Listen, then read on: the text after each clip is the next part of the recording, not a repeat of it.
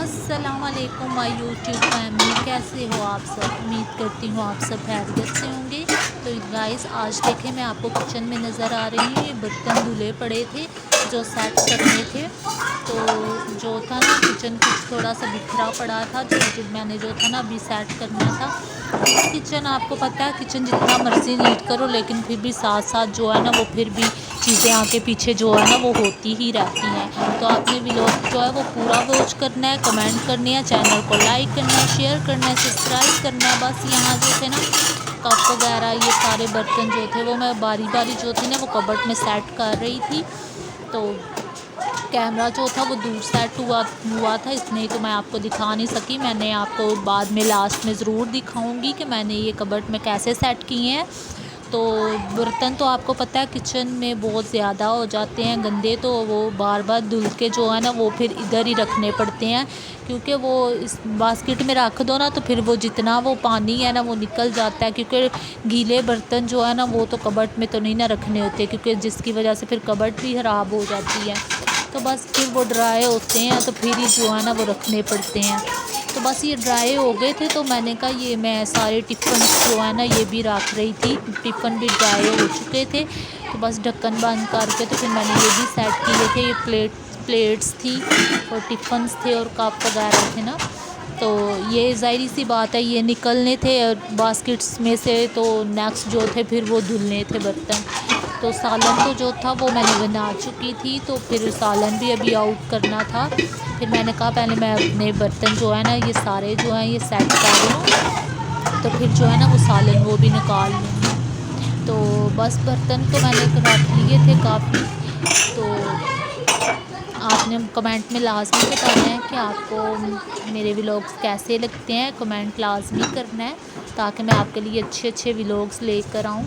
तो ये स्पून्स थे जो मैं रख रही थी, तो मैं जो है ना किसी दिन आपके साथ ये कबर्ड क्लीनिंग की ना पूरा व्लॉग आपके साथ शेयर करूँगी, क्योंकि अभी करती तो व्लॉग बहुत लेंथी हो जाना था, इसलिए मैंने अभी नहीं किया। अभी ये काम था किचन में तो मैंने कहा पहले मैं वो कर लूँ, तो फिर किसी दिन आपके साथ ये व्लॉग ज़रूर शेयर करूँगी कि मैं कबर्ड्स को कैसे नीट रखती हूँ और कैसे नीट करती हूँ ना। तो बस ये जो बर्तन थे ये सारे सेट हो चुके थे तकरीबन। ये देचकियाँ थी ये भी मैंने रखनी थी, तो मैंने कहा मैं पहले सालन आउट कर लूँ। तो ये सालन दोपहर में बना हुआ था तो फिर मैंने ये आउट करके रख लिया था। तो ये देखिए प्रेशर है, ये भी बहुत ज़्यादा गंदा हो गया था, तो ये भी मैंने जो था ना वॉश करना था।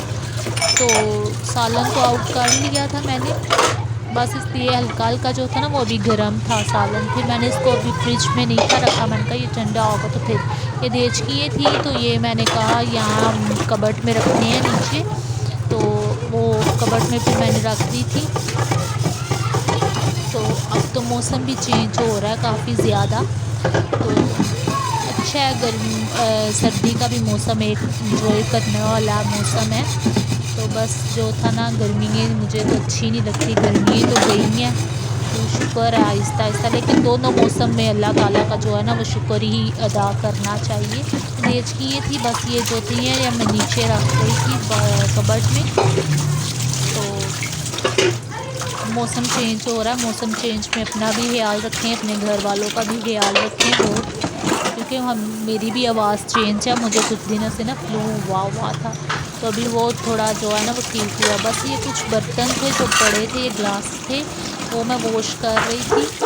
तो ये थोड़े से बर्तन ही थे, ये बस प्रेशर था जिसमें सालन बनाया था, और ग्लास थे 3-4 कप था और 2 प्लेट्स थी। तो मैंने कहा ये वॉश कर लूँ, क्योंकि फिर ऐसे छोड़ दो ना बर्तन तो वो ज़्यादा होते जाते हैं।